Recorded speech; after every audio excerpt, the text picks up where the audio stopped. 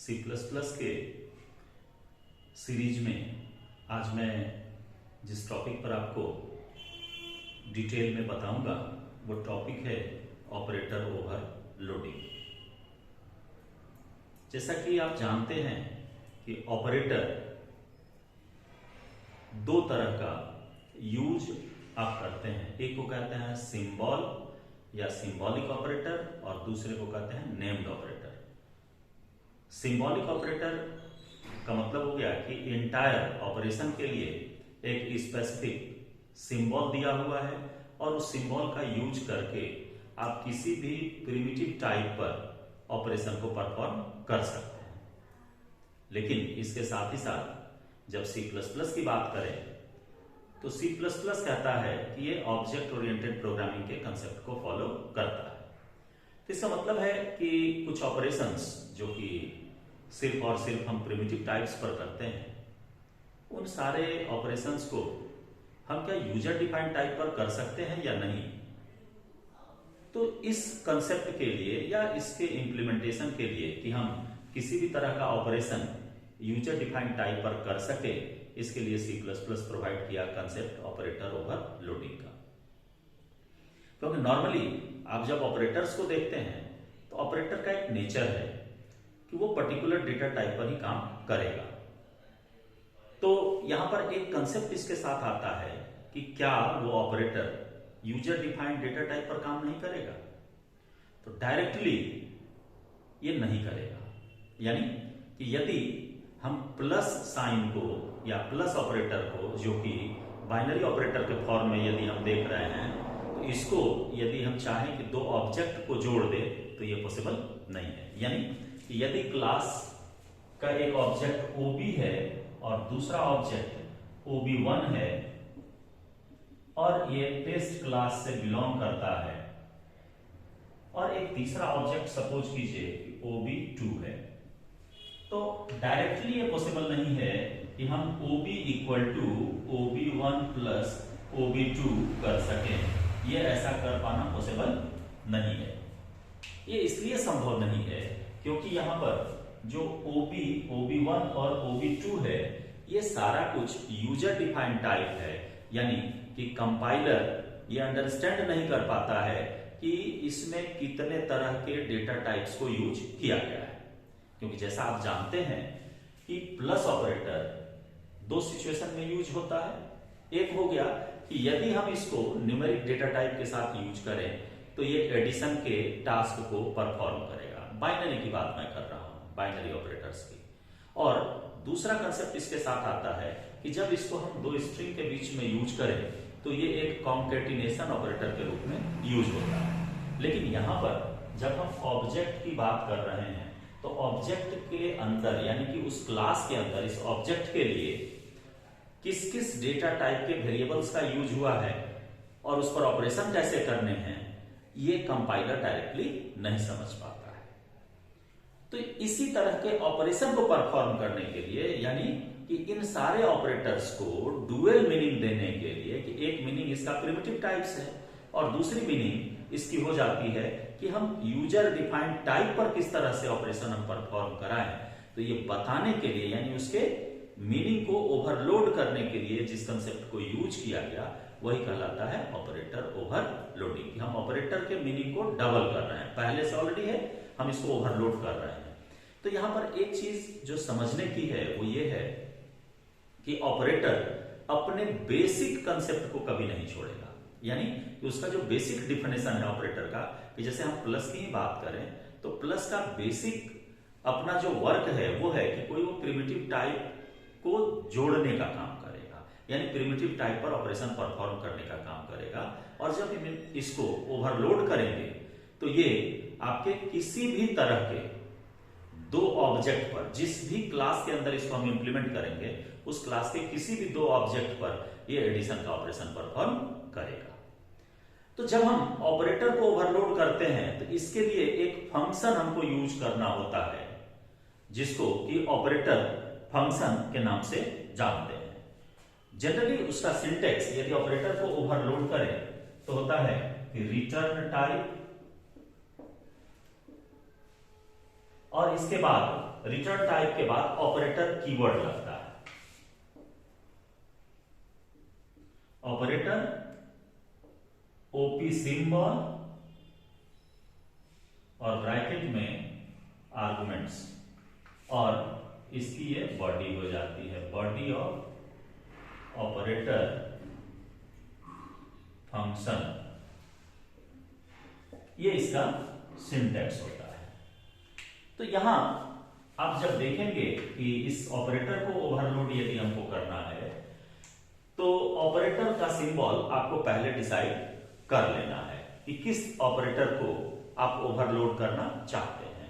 और ये आर्गुमेंट है, आर्गुमेंट में आप कितने पर ऑपरेशन करेंगे। जैसे बाइनरी यदि यूज करेंगे तो बाइनरी के लिए आपको एक तो डायरेक्ट ऑब्जेक्ट आपका जो प्लस के लेफ्ट साइड है वो डायरेक्ट एक्सेसिबल होगा, लेकिन प्लस के बाद जो देंगे जैसे OB equal to OB1 plus OB2, तो OB1 का जो डेटा है वो डायरेक्ट एक्सेस ये कर सकता है, लेकिन प्लस के बाद जो आपका OB2 है इसके डेटा को ये डायरेक्ट एक्सेस नहीं कर सकता है।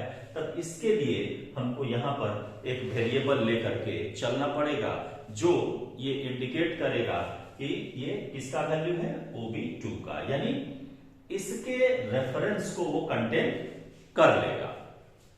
और आप जिस तरह के वैल्यू को चाहेंगे उसमें डालना, आप उस वैल्यू को इनपुट कर सकते हैं, उस तरह के ऑपरेशन को उस पर परफॉर्म करा सकते हैं। तो जब हम ऑपरेटर्स की बात करें तो ऑपरेटर्स आप नॉर्मली यदि देखते हैं तो दो तरह का ऑपरेटर्स आपको मिलता है। एक होता है जिसको कि हम लोग यूनरी ऑपरेटर कहते हैं और एक है जिसको कि बाइनरी ऑपरेटर कहते हैं। तो बाइनरी ऑपरेटर में दो ऑपरेंड की आवश्यकता होगी, तो उस केस में इस आर्गुमेंट्स का यूज हो जाएगा। लेकिन जब हम यूनरी ऑपरेटर की बात करेंगे तो यूनरी ऑपरेटर में इस आर्गुमेंट्स को हम यूज न के बराबर करते हैं, सिर्फ जब हम प्लस प्लस या माइनस माइनस पोस्ट फिक्स को यूज करेंगे, यानी प्लस प्लस या माइनस माइनस साइन को ऑब्जेक्ट के राइट साइड यूज करेंगे, ऑब्जेक्ट के बाद यूज करेंगे, तब उस केस में इस आर्गुमेंट्स में हमको इंटीजर टाइप का सिर्फ इंट यानी डेटा टाइप मेंशन कर देना है, और वो भी इसलिए कि ये डिस्टिंग्विश कर सके प्रीफिक्स और पोस्टफिक्स में। तो एक एक एग्जांपल लेकर के मैं आपको दोनों तरह के ऑपरेटर्स के एक्सेसिंग के बारे में आपको बताऊंगा कि किस तरीके से आप ऑपरेटर्स को एक्सेस कर सकते हैं। तो सबसे पहला चीज कि यदि एक बार फिर मैं रिकैप कर दूं कि जब हम ऑपरेटर को ओवरलोड करेंगे तो ओवरलोड किए जाने वाले ऑपरेटर्स की कैटेगरी दो हो जाएगी। एक को कहते हैं यूनरी ऑपरेटर ओवरलोडिंग, और दूसरे को कहेंगे बाइनरी ऑपरेटर ओवरलोडिंग। तो यूनरी ऑपरेटर ओवरलोडिंग और बाइनरी ऑपरेटर ओवरलोडिंग, यानी कि ओवरलोडिंग जब हम करेंगे किसी भी ऑब्जेक्ट का तो उस ओवरलोडिंग में यह चीज आपको याद रहना चाहिए कि ये दो तरह के ऑपरेटर्स को ओवरलोड हम कर सकते हैं। तो जब हम यूनरी ऑपरेटर की यदि बात करते हैं तो इसमें ऑब्जेक्ट हमारा एक लगेगा, और जब हम वही बाइनरी ऑपरेटर को ओवरलोड करने की बात करेंगे तो यहां पर ऑपरेटर मेरा दो लगेगा। तो कैसे इसको हम करेंगे, एक छोटा सा एग्जांपल मैं यूनरी ऑपरेटर के बारे में आपको बताता हूं, ये आप देखिए इसको। तो सबसे पहले एक क्लास मैं ले रहा हूं।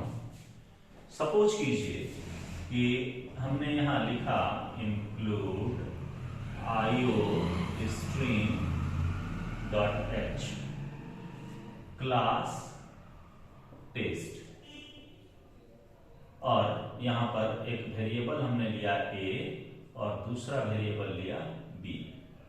आप इस दोनों वेरिएबल में कंस्ट्रक्टर के थ्रू वैल्यू डाल दीजिए। पब्लिक सेक्शन में आए और यहां पर लिखेंगे टेस्ट, और टेस्ट यानी इसको हम बना लिए डिफॉल्ट कंस्ट्रक्टर, और यहां पर a में भी 0 और b में भी हमने कर दिया 0। एक पैरामीटराइज कंस्ट्रक्टर ले लेंगे टेस्ट और int x comma int y, और यहां लिखेंगे a इक्वल टू एक्स और b इक्वल्स टू y। अब देखिए इसको आप डिस्प्ले करने के लिए एक फंक्शन ले लीजिए, तो void show और a और b के वैल्यू को डिस्प्ले करिए, cout a इक्वल्स टू और a को प्रिंट करा देंगे, फिर cout और b को प्रिंट करा देंगे, b इक्वल्स टू और b को प्रिंट करा दिए। यहां पर इस शो को बंद किए। अब हमें बनाना है इसमें ऑपरेटर फंक्शन को। ऑपरेटर फंक्शन बनेगा तो यहां लिखेंगे रिटर्न टाइप, चूंकि यूनरी है तो इसके रिटर्न टाइप को हम अभी void रख रहे हैं। एक्चुअल में जब हम रिटर्न टाइप की बात करते हैं तो यहां पर ये कंफर्म आप हो लें कि किस तरह के वैल्यू को वो रिटर्न करेगा। तो जनरली ऑब्जेक्ट टाइप का रिटर्निंग होता है, तो इसका मतलब है कि इसका रिटर्न टाइप जो होगा वो होगा क्लास टाइप का। लेकिन हमें यहां से रिटर्न नहीं लेना है, हमको सिर्फ उसके वैल्यू को बढ़ाना है एक से, तो इसके लिए हम यहां इसका रिटर्न टाइप कर लेंगे void। इस पर मैं एक स्पेशल जो नेक्स्ट वीडियो डालूंगा तो उसके पहले इसके बारे में मैं आपको क्लियर कर दूंगा। void ऑपरेटर और ऑपरेटर के बाद ऑपरेटर का सिंबल, तो हम यहां पर प्लस प्लस डाल दिए और ओपनिंग क्लोजिंग पैरेंथेसिस दे दिए। तो जब हम प्लस प्लस दिए तो इसका मतलब है कि जब ऑब्जेक्ट हम इस क्लास का पास करेंगे और उस क्लास के ऑब्जेक्ट पर हम प्लस प्लस ऑपरेशन को परफॉर्म करेंगे तो ऑटोमेटिक ये वाला कॉल मेरा हो जाएगा। तो कैसे होगा, तो यहां पर हम दे देंगे कि प्लस प्लस ए, यानी इसके ए वाले वैल्यू को जो कि यहां डिक्लेयर्ड है उसमें एक से इंक्रीमेंट हो जाएगा, और प्लस प्लस बी दे देंगे तो ये बी वाले वैल्यू को इंक्रीज कर देगा। यहां पर आप क्लास को बंद कर दीजिए, क्लास की क्लोजिंग हो गई यहां। अब मेन फंक्शन में आए तो void मेन, और मेन में आकर के सबसे पहले आप ऑब्जेक्ट बनाइए। तो टेस्ट नाम के क्लास का ऑब्जेक्ट हम ओबी बनाए और यहां से 10 और 15 पास कर दिए, यानी 10 और 15 हम सप्लाई किए इस ऑब्जेक्ट के लिए, यानी ए में आकर के 10 और बी में आकर के 15 स्टोर हो जाएगा। अब यहां पर आप ओबी के थ्रू डिस्प्ले यानी कि शो कराइए, SHOW जो मेथड यहां बनाए हुए हैं उसको कॉल किए, तो यहां पर ए का वैल्यू ये प्रिंट करेगा कितना 10 और बी का वैल्यू प्रिंट करेगा 15। अब इसके प्रिंट होने के बाद आप यहां पर प्लस प्लस ऑपरेशन दीजिए बी के पहले। तो जैसे ही यहां प्लस प्लस ऑपरेशन आप दिए, यानी कि हम इंक्रीमेंट किए एक से, तो ऑटोमेटिक ये कॉल हो जाएगा ये वाला पार्ट, और इस ओबी के ए को 1 से बढ़ाया, फिर ओबी के बी को 1 से बढ़ा दिया।